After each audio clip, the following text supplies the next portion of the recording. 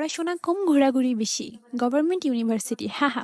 Hey guys, আসসালামু আলাইকুম, it's me মন ফ্রম মন ব্লগ।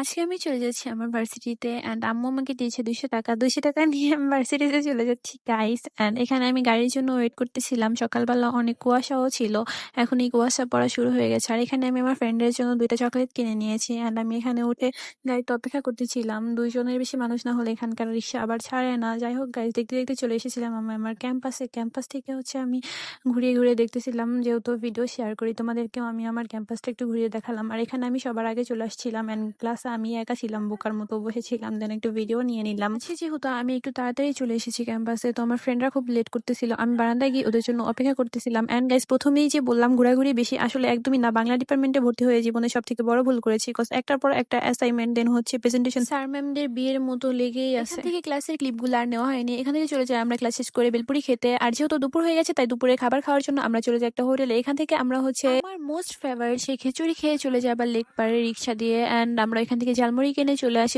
বাসার দিকে। আমার ফ্রেন্ড ওর বাসার দিকে চলে যায় অ্যান্ড আমি এখানে আমার বাসার দিকে একা একা চলে যাচ্ছিলাম।